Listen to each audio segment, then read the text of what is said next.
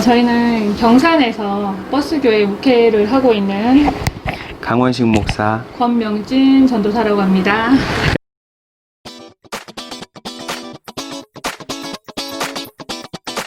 고등학교 때 신장염이라는 걸 좀 알고 있었어요.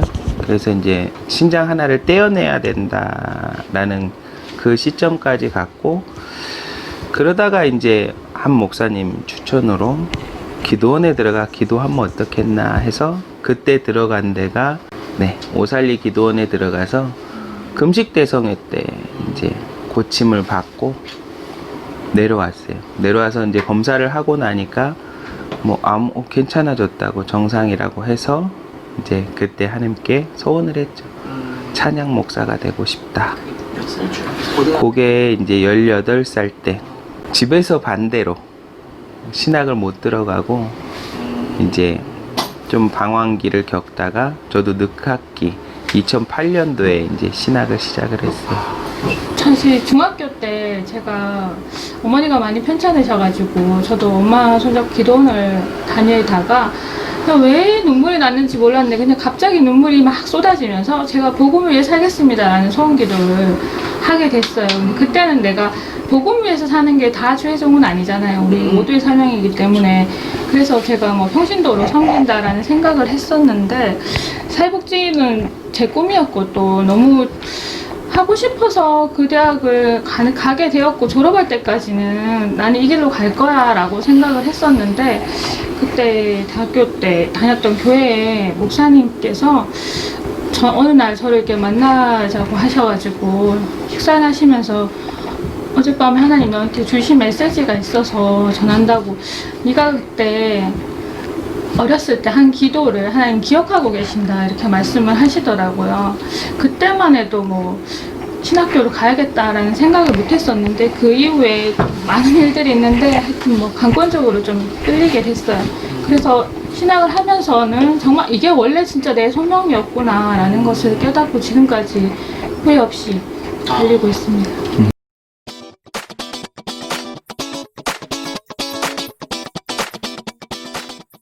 저희가 일단 결혼을 해서 가정을 꾸리게 되었잖아요.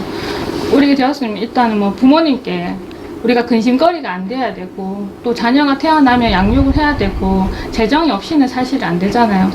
많은 개척교회 목사님들이 재정적으로 부족하기 때문에 사실은 사역이 더 활짝 펴지 못하고 움츠리고 그런 것들 너무 많이 봤기 때문에, 우리가 당당하게 복음도 전할 수 있으려면, 또 성도들이 와도 우리가 재정적으로 이렇게 자립이 안 되면 부담스러워하셔서 왔다가도 떠나시고, 보면은 마음이 불편하시잖아요. 그래서 사도 바울도 복음에 장애가 되지 않도록 자비랑 한 것처럼 필요하다는 생각했고, 너무나 그게 당연하게 자연스럽게 여기에 대한 크게 고민을 하지 않았던 것 같아요. 원래 제가 태권도 사범이었어요. 지금 몸이 많이 불어갖고 그런데 태권도 사범을 한 10년 정도 했거든요. 그래서 그 직업을 어쩌면 계속 하나님이 하시게 한 이유가 있지 않을까 막 그런 생각도 하고 해서 처음에는 태권도를 병행해서 하면 어떨까 하는데, 기본 자금이 들어가야 되고 막 이런 것들도 있었고, 뭔가 하나님께서 저는 일을 좀 많이 시키셨어요. 그냥 노가다도 그렇고 이것저것 잡다하게 일을 많이 좀 돌았죠. 방황할 때만 해도. 그러다가 이제 가정을 갖게 되고 결혼을 하게 되면서 이제 목회와 가정을 어떻게 해야 될까 하다가, 그래도 하나님이 먼저 주신 게 가정이 교회 아닌가. 그래서 내 가정을 건사하지 못하면 내가 하나님 첫 번째로 주신 교회를 세우지 못하는 것이 되는 게 아닌가라는 그런 거에 딸려서 저는 일을 해야 된다라는 걸 그냥 당연하게 생각을 하고 있었어요. 그러다가 계속 어린이집 운전도 하고 이렇게 근근히 알바도 하고 택시도 하고 막 이렇게 하다가 이제 장모님의 권유로 장모님 친구분이 도배를 하는데 돈을 잘 번다더라 이렇게 얘기를 하시더라고요.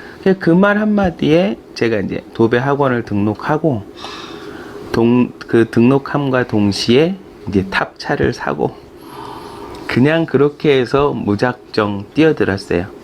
도배만 배우고 뛰어드는 거예요. 인테리어 업계를. 그리고 그냥 뭐 하나님이 다 하신 거예요. 이거는 제가 뭐 기술이 좋아서가 아니라 어떠한 고객에게 오다가 들어오면 이거 방송 나가도 되나 모르겠다. 유튜브 보고 공부해서 가서 시공해주고 그랬어요. 지금 그래서 한 4년 차 됐는데 이제는 이제 어떤 것도 다 할 수 있는 그런 자리가 됐는데 그때 초기에는 그냥 무조건 다 그냥 할 수 있습니다. 네, 해드리겠습니다 하고 밤에 와서 유튜브 보고 막 공부해서 가서 막 해주고, 그러니까 남들 기술자들은 하루면 끝나는 일들을 저 같은 경우에는 2, 3일 막 걸리는 거죠. 이 버스 교회를 하기 전까지는 뭐 청빙이나 이런 거에 대한 것은 없었어요. 없는데 이제 버스 교회를 하겠다고 나와 있으니까 이제 와서 설교도 좀 하고 해라 하고 해서 또 한 달 정도 이렇게 가서 설교도 하고 그랬는데 하나님이 내 옷이 아니다라고 응답을 우리 두 사람에게 주셨고, 또 일하는 목회자라고 해서 네가 일을 버리지 않는 한 목회를 할 수가 없다라는 그런 말까지도 들었어요. 그래서 그러면 저는 그러면 계속 일을 하고 가정을 건사할 거고 우리 전도사님을 그럼 목회자로 세우겠다. 근데 나는 이제 그렇게까지 그분들에게 말하기도 했었어요. 그런데 하나님께서는 또 우리 전도사님이 이야기하는 건 그래도 남자 목사님이 앞에 가야 되지 않겠느냐 이렇게 세워주고 하는 거라서, 그러니까 뭐라 그럴까, 많은 기성교단의 기성 목사님들은 아직도 일하는 거에 대해서는 네가 일을 잡고 있기 때문에 목회가 안 풀린다 이 말을 해요. 네, 너무나 많이 들었어요. 그리고 올인은 해라, 하나님의 일에 올인을 해라 라는 말을 자꾸 하시니까 우리도 올인하고 있는 거거든요 지금. 너무나도 안타까운 거예요. 만약에 진짜 하나님이 그만두라는 사인이 오면 네. 언제든지 그만두겠다는 그런 약속을 하고 시작을 했거든요. 그래서 네. 저희 인테리어 이름도 약속, 실내 인테리어, 하나님께 약속을 지키겠다, 그리고 고객과의 약속도 지키겠다, 이것도 기도하면서 받은 이름이거든요. 약속 인테리어라고 딱 하니까 고객님들이요, 이름 너무 좋다고 말씀하세요. 약속으로 해놓다 보니까 내가 약속을 안 지키면 막 엄청 부담이 돼요. 그러니까 막 미리 전화 드리고 막 계속 양해 구하고 막 이렇게 되게 저가 자체로 약속을 자꾸 지키려고 노력을 하더라는 거죠.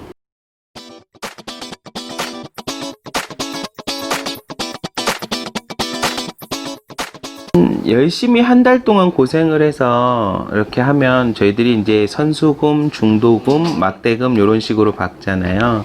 그럼 이 막대금에 가서 항상 애 먹이는 분들이 가끔 한 분씩 있어요. 잔금 칠 때만. 네. 그래서 공사가 이쁘게 잘 나왔음에도 불구하고 꼬투리를 돋보기 들고 이제 찾으러 다니면서 이거 마음에 안 들고 저거 마음에 안 들고 막 그래요. 뭐 주변에 막 친구들 같이 막 와서 이쁘게 잘했다 막 그러는데도 제가 있으면 인상 쓰고 있어요. 또 그런 것들 과정에서 항상 깎아줘야 돼요.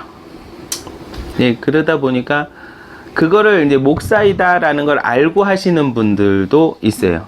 그러니까 목사라고 알고 있으니까 제가 막 큰 소리도 못 내고 막 이런 것들이 있어요. 막 모르면 막 왜 안 주시느냐 막 이렇게 따지기라도 하고 막 그럴 텐데 그렇지 못하는 거야.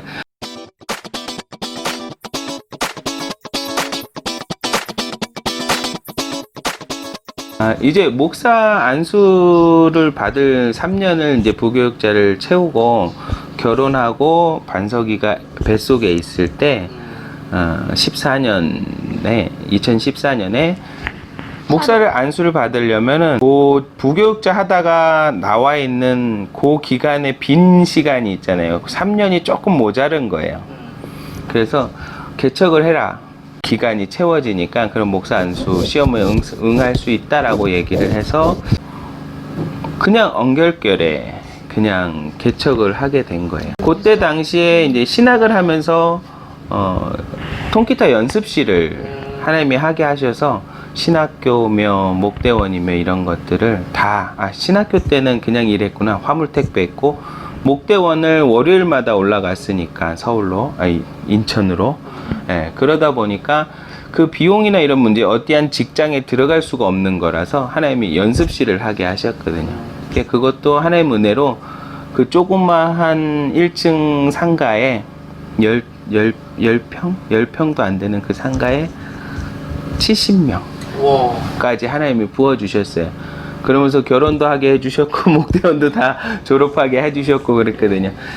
그렇게 돼서 그분이 이제 장사가 잘 되니까 집주인이 가게를 올려달라 그러더라고요. 그러다가 찾다 그 근처에 3층이 또 싸게 나왔더라고요.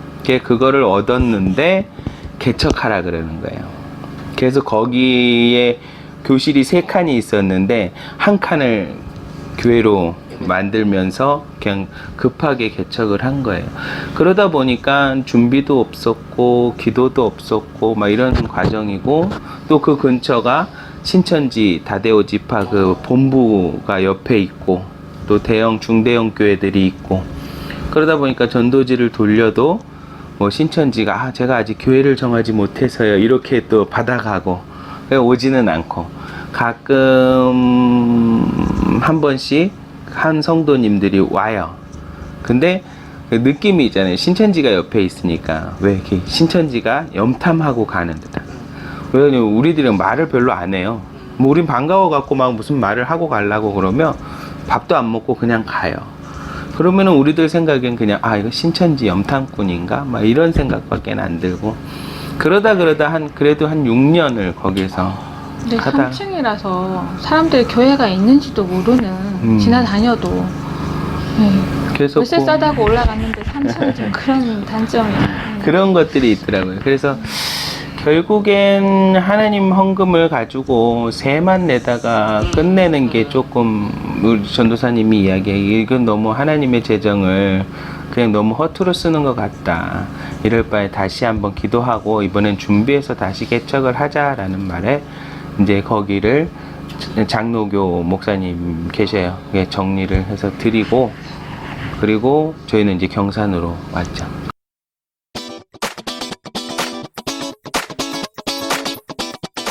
처음에 모델은 저희들 생각을 있다라고 생각해서 검색한 건 아니고, 신학교 다닐 때 4.5톤 윙탑 있잖아요. 네네. 네, 거기에다가 음향이며 뭐 이렇게 윙탑 양쪽으로 열리는 거예요. 거기에다가 이제 뭐 악기도 세팅해 놓고 예배 시설 세팅해서 어디든 가서 펼치고 찬양하며 예배하는 게 꿈꾸고 있었어요. 경산으로 가면서 버스 캠핑카가 막 TV에 나오고 막 그러길래 그럼 버스를 개조해서 교회를 만들면 어떨까? 라고 해서 이제 전도사님한테 얘기를 했죠. 가슴이 뛰어하면서 막 얘기를 했는데 저는 처음에 딱 들으면 너무 좀 황당해가지고 버스 이게 좀 솔직히 좀 황당했어요. 황당했는데 일단 뭐 말씀을 던지셨으니까 기도해보자고 그냥 했죠. 마지막에 이제 쐐기를 박는 말씀을, 이삭에 대한 말씀을 주셨거든요. 이삭이 태어나기 전에 하나님이 주신다고 약속하셨을 때 사라도 웃었잖아요. 그리고 아브람도 사실 웃었잖아요. 버스에서 교회한다 그러면 사람들이 처음에 반응이 웃는 사람들이 많거든요. 웃었는데 결국에는 하나님이 언약을 이루실 때에 진짜 웃음 있잖아요. 하나님과 사람들과 함께 기뻐했잖아요. 진짜 웃음이 되었잖아요. 그래서 그 말씀을 떠올리게 하시면서 사람들이 비웃어도 하나님 이루시겠지, 그런 기대감을 오히려 더 가지게 되더라고요. 사람들이 웃어도. 버스 교회를 한번 유튜브에 검색을 해봤어요. 근데 딱 뜨는 거예요, 하나가. 그래서 인천에 필라교회, 필라장로교회라고 있는데, 그분이 이제 외국에서 선교사로 계속 계시다가 한국에 들어와서 또 이런저런 시련을 겪으시고 버스를, 그분은 이제 더 대단한 게 면허가 없어요. 남편 목사님이 네. 면허가 없어요. 그거를 구입하러 가서 그 버스 주인이었던 사람 있죠. 네, 운행해 주셨어요. 그분이 그 교회 등록자가 되면서 지금도 운행을 하고 계신데요. 네, 19년 9월에 사갖고 와서 일을 하면서 저녁에 조금 작업을 하느냐고, 정말로 이 작업을 뭐 저녁에 하지 못할 때도 많았고, 그냥 막 거의 그냥 우리 전도사님이 이제 답답해진 거죠.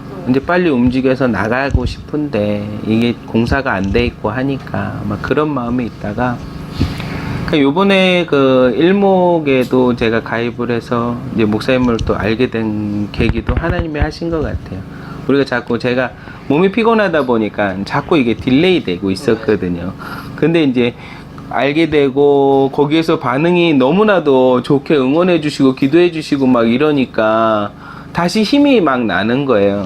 그래서 아 빨리 해야겠다 했는데 갑자기 또 목사님이 인터뷰 한다 그러니까 더 빨라진 거예요. 막 우리가 자꾸 미적미적 움직이지 않으니까 하나님이 이렇게 해서라도 또 막 밀고 계시는구나 이렇게 해석을 해서 전 너무 좋죠.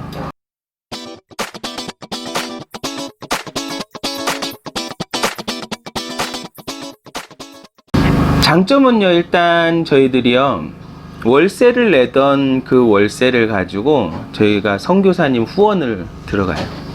그러니까 불필요한 재정 낭비가 좀 줄고 우리가 좀 더 하나님의 사업을 위해서 좀 지출할 수 있는 곳들을 더 이렇게 찾아볼 수 있는 여유가 생기더라고요. 단점이라고 하는 것은 보다시피 성전이다 보니까 성전 안에 화장실을 안 만들었어요. 냄새 때문에 화장실을 안 만들다 보니까 공원 주차장이 큰 곳이 있는 곳이나 공원 화장실이 있는 그런 곳을 찾아야 된다는 거, 그거 말고는 불편한 게 없어요. 그래서 아까 잠깐 이야기했지만 트레일러 면허를 딴 것도 여 뒤에다가 꽁지를 달아서 화장실을 달고 다니려고 지금 그것도 이제 구상을 하고 있어요.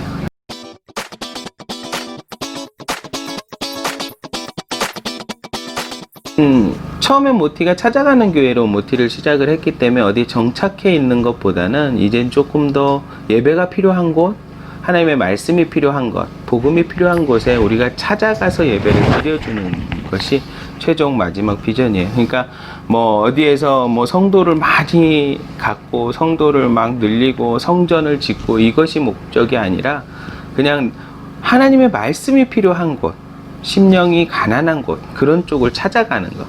정말로 갈급해하는 사람들에게 말씀의 복음의 그 힘을 진짜로 그냥 전달해드리고 오는 그런 것이 저희들 이동교회 버스 교회의 마지막 모습.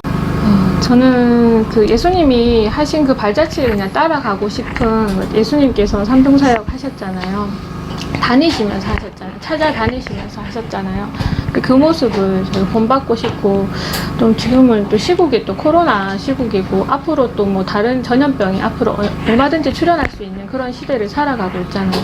실내에서 예배 드리기가 좀 많은 성도님들이 부담을 가지시잖아요. 가지신데 그래도 집에서 예배를 드리면 뭔가 영적으로 채워지지 않고 또 나태해지는 부분들도 있을 거고, 그래서 진짜 현장 예배를 갈망하시는 분들도 계실 거고, 그래서 저희가 야외에서 예배를 드리면 이렇게 위에 차양을 내려가지고 크게 천막을 내려서 의자를 놓고 야외에서 공기가 통하는데 이제 예배를 드릴 수 있는 그 넓은 공원에서 예배를 드리면 그런 시대적인 환경 속에서도 우리가 현장 예배를 진행해 갈 수 있는 그런 장점도 있다고 생각하고, 그것도 구상을 하고 있거든요.